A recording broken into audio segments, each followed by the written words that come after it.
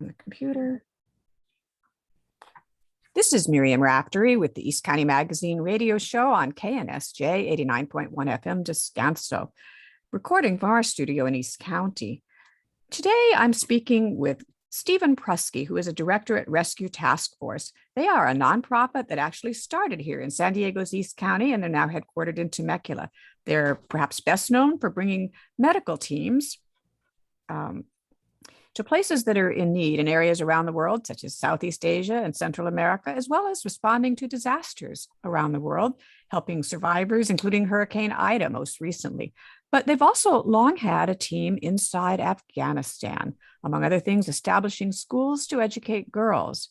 And now that work has been decimated by the Taliban takeover after the U.S. troop withdrawal, and Rescue Task Force's own coordinator and his family are trapped inside Afghanistan. As I mentioned, my very special guest today is Steven Prusky, a director at Rescue Task Force. Steven, thank you for joining us today. Thank you for having me. It's my pleasure, and I appreciate it.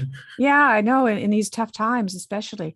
Can you start by telling readers who may not be that familiar with it about Rescue Task Force work in Afghanistan? How did that ever get started, and what did you accomplish over there?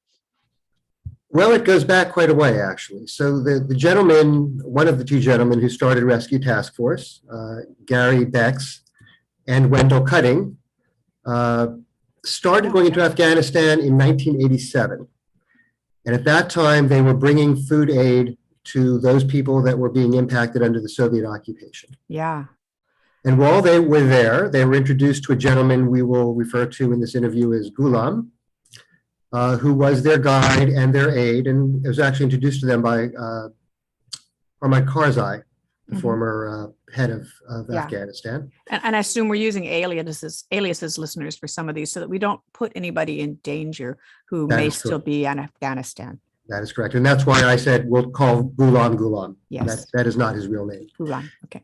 Anyway, Gary, Wendell, and I'm sorry, unfortunately Wendell has passed, but they all became very close friends and kept in touch. And in 2002 began to shoot the idea around of bringing education literacy centers to women. And of course, that was forbidden under the Taliban.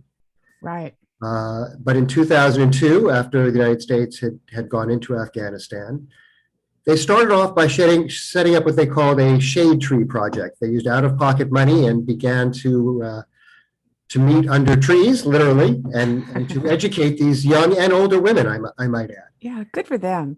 And from that, it developed relatively quickly. Ghulam is a very industrious, very intelligent guy, and we had a very kind sponsor in South California who was helping with all of this.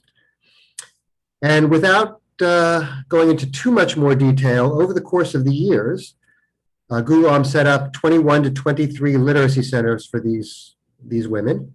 My goodness. We have had, and we're running until June or so of this year, literally weeks before Kabul fell.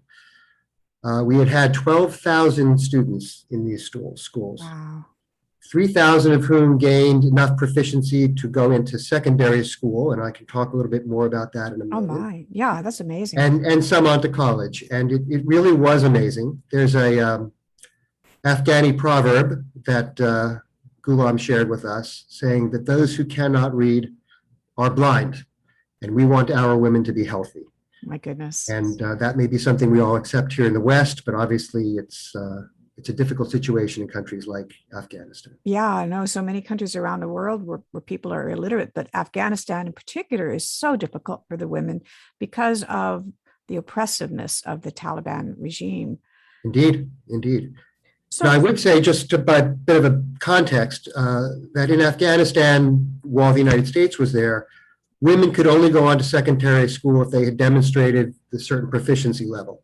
And that was our primary goal, so that these women and children and young women would, on one hand, be able to go to secondary school and develop their education further. Yeah. But even for those who were older and were not going on to secondary school, it was of enormous help, not only for their own self-esteem, but it enabled many of them to set up businesses of their own, help their children with their homework, be able to tabulate and read things in supermarkets, things that we take for granted. Yeah. They were unable to do. Yeah, there's such an independence in a way that comes with being able to read and not being quite so reliant on someone else to do all of that for you. I can't imagine how difficult that would be.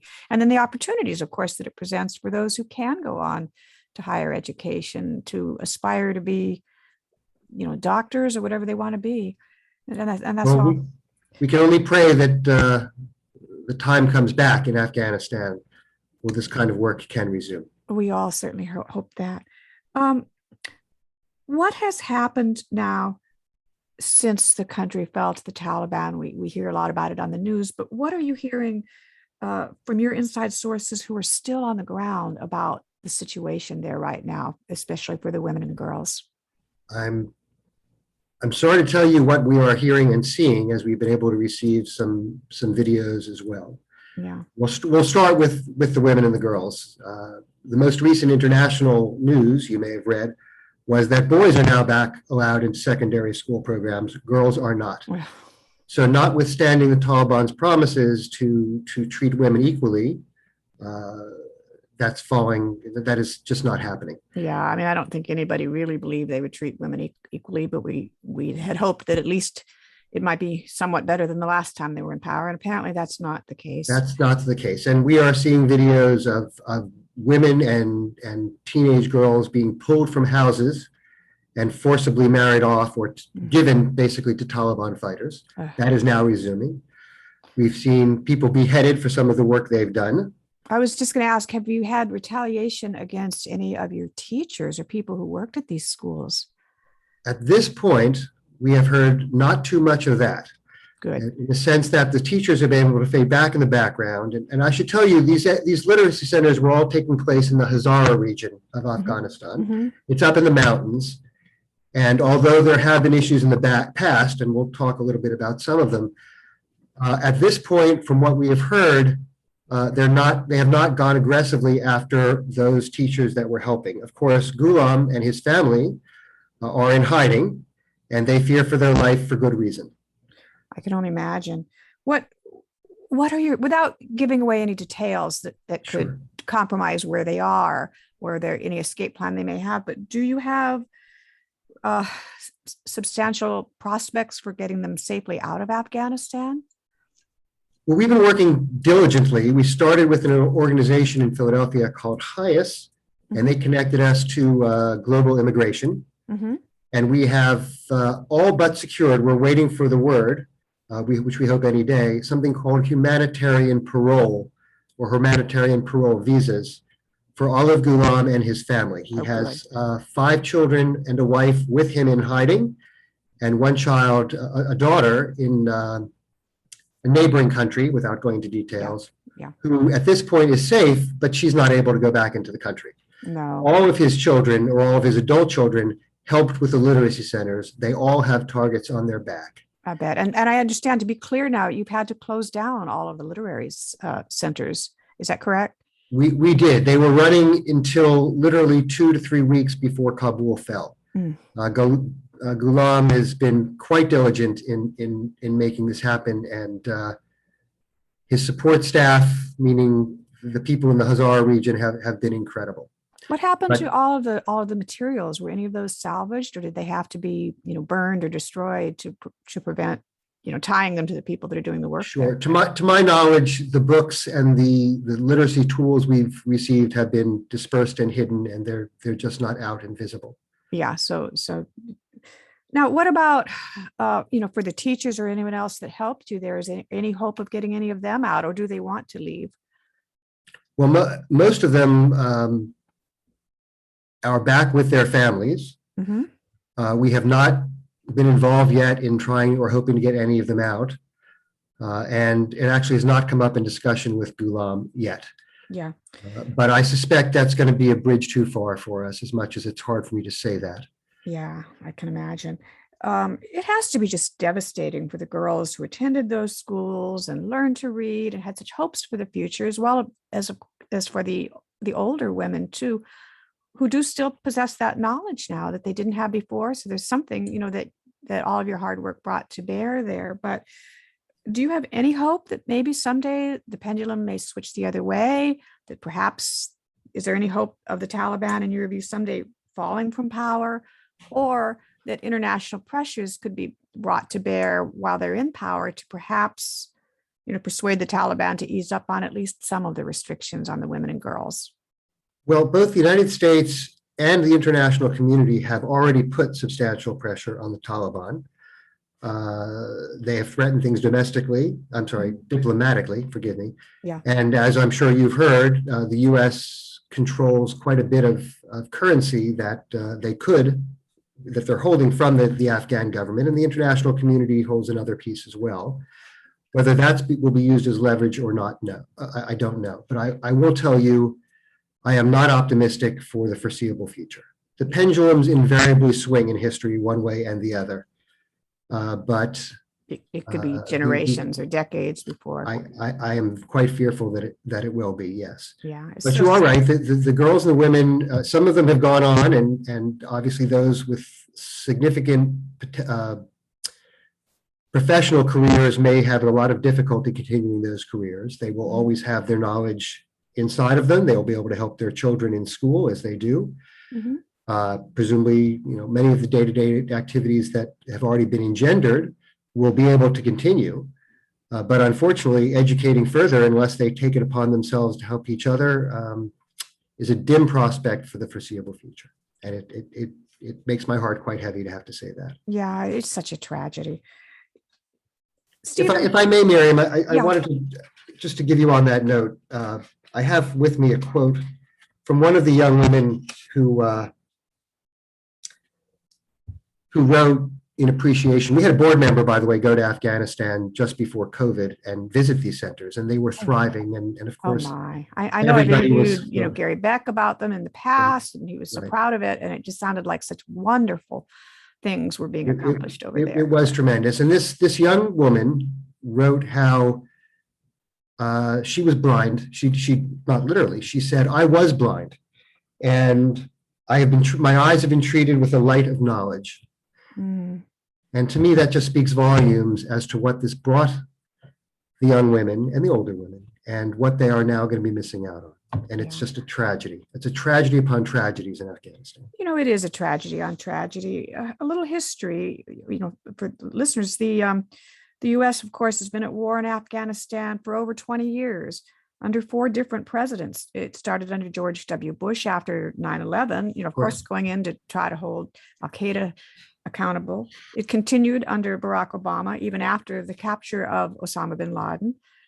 President Donald Trump forged a peace treaty with the Taliban and freed some 5,000 Taliban prisoners and promised withdrawal of U.S. troops, but delayed actually doing that, the pullout, until after he left office. I don't believe that they worked to evacuate some of the people at risk. At least there were certainly many left behind. Yep. Joe Biden, I suppose he could have canceled that, but he chose to honor the Trump agreement, delayed it a few months, but ultimately did withdraw all the troops, trying to get them out by the 20-year anniversary of 9/11. Mm-hmm. And, did get about 100,000 civilians out, and one of the largest evacuations ever. But there were many others who were left behind, and they certainly grossly underestimated how quickly the country would fall to the Taliban, if they believed that would happen at all, and how quickly the Afghan government crumbled. I mean, it's been blamed on corruption and ghost troops on the payroll and all kinds of things. But in hindsight, I got to ask, Steven, as somebody who, has had people on the ground there forever, what do you think could have done differently? Do you think any of these presidents, could have changed the course of the outcome? Was Trump wrong? Was Biden wrong to actually end the war? Or could more have been done to stop a takeover and prevent those most vulnerable without just, a slaughter of U.S. troops? We, of course, had ISIS-K in there too, plotting attacks on our troops at the end. Well, you'll forgive me if I am a bit diplomatic when it comes to specific kinds of politics. Yeah. I think it's very clear that there could have been more preparation. One of the shames here, in our case with Ghulam, for example, was that he had already applied for a visa. And he was, I think, 10 days away from his interview at the embassy when Kabul fell. Oh, how awful. How long ago did he apply for his visa? I think once the writing was on the wall with the arrangement under President Trump, he began the process. The application had to go through a number of steps because he was, of course, applying for seven Yeah. family So it's members. been through two administrations then, and still Well, not. no, it goes back at least to early part this year. But he was, again, I have to stress how dedicated this man and his family and his community were in pursuing this project against all odds. Yeah, And I mean, we've with no certainly heard tremendous about support. some people who'd had their applications in for years and Yeah. still didn't get the approval to get out, including some of the Afghans who helped our troops, who were translators or things, I know. or for some of the contractors, and the contractors are gone and they can't get their records. So You can write off the haste to any number or the rapidity with which the government and the defenses fell. Mhm. There are those who are inside that would have told you all along it was going to go quickly, in part because forgetting even the corruption and everything else, you had soldiers that were demoralized, that knew they were ultimately not going to have the protection, and were faced with fighting the Taliban and getting killed, Mhm. or giving up perhaps and surviving. Mhm. So that's one of many contributing factors. Could more have been done? I suspect so. I wish so. And I'm hoping that our government, and as you mentioned, the international community, can bring the pressure to bear to at least help those that are there get out, and then ultimately, over time, try to establish a fairer society. Is there more that the United Nations can do right now in terms of, I'm seeing some reports of hunger across Afghanistan, meeting basic needs right now. Is that something that is being done, or is the Taliban blocking things like that? It's quite clear that hunger is a developing problem, and more problems will surface over the coming weeks and months. I have heard, and I can't tell you that I have more advanced sources than you. These various food projects are being discussed and tentatively set up. It is an open question as to what the Taliban will allow. I wouldn't draw the analogy too far, but you've seen before, we've heard stories of mass starvation in North Korea, and they don't allow certain kinds of food aid in. So it is yet to be seen. But you can also be assured that if there is an opportunity, as small as we are, a rescue task force will seize that opportunity and do whatever we can do. Yeah, your people have been absolutely courageous going into some of the most dangerous situations all around the world. Can you talk a little bit, Steven, about some of the other projects that Rescue Task Force is working on right now in different parts of the world? I would love to, but I'd like to take a moment first to tell you that I am really in awe of these coordinators. They have done incredible things at substantial risk. Not to digress too far, we have a coordinator who was working with, among other things, she's in Myanmar, and we've had a number of projects set up in Myanmar, and she was one of our most significant assistants there. She is now stuck there with her brand new child and her recent husband. Her work, individually somewhat apart from Rescue Task Force, had to do with helping people that were victims of sex trafficking and getting them across the border and out of Myanmar, the border primarily being Thailand. But we had set up a number of projects in Myanmar that she and two other people were instrumental with, in terms of bringing food aid to remote villages, bringing education. We had started projects that are continuing now in several countries in Southeast Asia. Very good. That include water filters that can be bought very inexpensively. We, of course, donate them, and can bring fresh water to homes. And we'll talk a little bit more about that in various countries.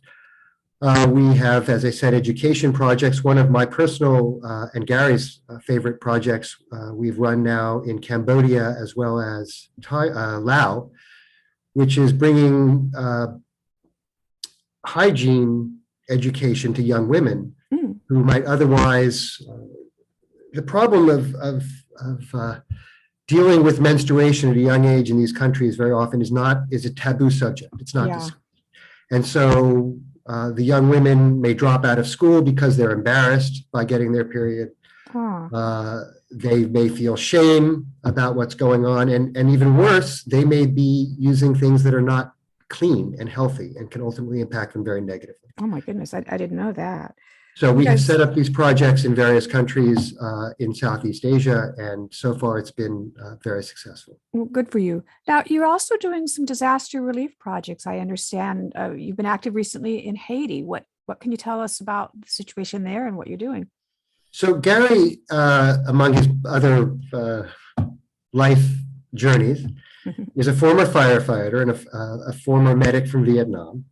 And when he first set up with Wendell Rescue Task Force so long ago. Yeah, and we should mention, by the way, for our local listeners here in San Diego East County, a lot of you may remember Wendell, who used to be a top staffer for Congressman Duncan Hunter way back when. Senior, Duncan Hunter Sr., I should add. That's correct. Yeah. That's correct. And his brother, Larry, is a board member still. And Wendell has a few projects we've dedicated specifically to him. I did not have the pleasure of meeting Wendell, but I have heard just wonderful, wonderful things. Everybody said good. I know liberal Democrats, who may have disagreed with the congressman's politics, but everybody praised Wendell and his good works and certainly the work of Rescue Task Force, which is politics aside, yeah, we like to think most people are good humanitarians, and that's what really should bring us all together. Yeah, it definitely. So back to Haiti. So we started Rescue Task Force as a response team, and we have been there for earthquakes and hurricanes and tidal waves and so forth. Yeah. So with Haiti, we arranged to bring in various supplies by the container, working with another organization not far from you, World Emergency Relief, which has done just fantastic things all over the world. Primarily with logistics in terms of securing what we call goods in kind and getting them delivered. And we work hand in hand with World Emergency Relief. So we have worked with them to bring aid to a number of countries. We had a container of medical supplies that went down to El Salvador in May of this year to help with COVID.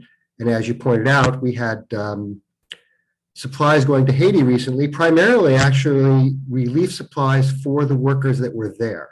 To help the rescue workers that came and give them assistance and aid and drink and so forth. Yeah. And you're helping with Hurricane Ida right now. Whereabouts? Also in coordination with World Emergency Relief, getting truckloads of supplies to the people that need them. Yeah. Well, you're doing so much amazing work. Steven, if listeners out there want to help out, what kind of help do you need? We can always use funding. I'm sure it's a trite response, but I have to tell you what draw me. I've been working with RTF now for about 10 years, and I will continue for the foreseeable future. One of the many things that struck me about Rescue Task Force is that it runs on an ungodly budget. We have 95 to 98% of the money that we receive goes directly into our projects. Yeah. We don't have paid staff. This is a labor of love for those of us who are working that hard. And anything that we get, goods and primarily money, we channel to these projects. We have projects bringing wheelchairs to people in Asia that could not walk, and in Central and South America. We have, as I said, water filter projects. Let me take a moment, and I want to respond to your question directly, but I want to share a story with you. Okay. When we first went to the Mesquite Coast in Honduras, and we were in a very remote area, and the villages there were suffering terribly from parasites and diarrhea. Most of the kids we saw had extended bellies, distended bellies, really. And we brought them these little water filters that are made with clay and sand and a little bit of magic silver. And filter out 99.9% of the toxins and so forth that help, and parasites particularly. And going back a year later, we saw one distended belly. Wow. What a success. That's the kind of impact a $10 water filter can have. Amazing. And so that's what we will do. We work with local coordinators, local volunteers who are not paid, people like Gulam, or the woman I mentioned in Myanmar, who are doing this to help their community. And we generally don't go in there and set up massive projects that need lots of ongoing support where people have to continue to pour money in. We set up the local infrastructure on a shoestring budget, make sure that it's self-sustaining with our local people. Very good. And continue to provide aid. We set up medical clinics and mobile dental clinics where we go to these more remote areas where they haven't seen doctors and dentists. These are all volunteers. They come from medical schools and dental schools. They're professors or dental students or recent graduates that give of their time. And all RTF has to do in the case of bringing containers or helping these things is either to get the transportation so we can get these goods and these people to where they need to go, or in the case of the water filters, buy these water filters for what is really a pittance that save lives. So it sounds like you need funding, maybe transportation. If somebody out there, owns trucks or something. Well, generally it's funding because we are working with places like World Emergency Relief that have these other established projects. Mm-hmm. We've set up a project in Philadelphia. I think you have something similar in Southern California where we have refrigerators in food deserts in the cities. Wow. Where people can come and it's right here in California. There are several, for example, in Los Angeles. Nice. Where we're donating refrigerators and then the community restocks them. But when we can, we will restock them. And those who can't afford food will come and take something out of the refrigerator. That's great. So little funding, and most of our funders are relatively small funders. It goes a tremendous way. Yeah. With very, very little overhead. Do you need more volunteers? We are sometimes reluctant to take volunteers. They will need to have special training before they come on missions with us. Mm-hmm. But that will be something we hope to do more of in the future. Very good. We have to make sure, of course, that those volunteers can pay their own way because, again, we work on a shoestring budget. Yeah. And listeners, if you want to donate or get involved or learn more about Rescue Task Force, you can also sign up for their wonderful newsletter that keeps you abreast of all the things they're doing around the world. You can do that by going to www.rescuetaskforce.org. I'm going to let you have the final word today, Steven, and certainly our hearts go out to your coordinator, Gulan, and his family over there, and everyone that's been impacted. But I'm going to let you have the last word. What else would you like our listeners to know that we haven't already gone over? To the listeners, I will say if anyone wants to reach out to me in particular, I will respond directly to them. I'm happy to share information or answer questions, do what I can to give more color or keep them posted. To you, I obviously want to say thank you for this opportunity to let your listeners know what's going on and what we all can do to help. It certainly is, I would request that your listeners write to their congressmen and ask them to do what they can to help all those people who help the United States and are trying to help their own country. To do what we can to help them. Very good. I know of our East County representatives. I've been getting emails from them, and they all seem to be working on this issue and trying to, lobby the Biden administration and the international community to do more in various ways. So we certainly hope that the situation, that there's some hope for it to improve a little bit, and certainly to get Gulan and his family safely out of Afghanistan. And prayers never hurt either. So yeah, exactly. Keep everyone in our hearts. Yeah. Because we all need to work together in this world. We should all be doing that. The whole world, I think, right now, lifting up a prayer and a plea for the safety of the people in Afghanistan, and especially the women and the girls over there who are just so vulnerable that maybe someday there will be an opportunity for them, once again. Amen to that. Steven, I want to thank you very, very much for taking time out of your busy week to speak with us today on the East County Magazine Show on KNSJ, the Network for Social Justice. Thank you so much, Miriam. Have a wonderful day. You too.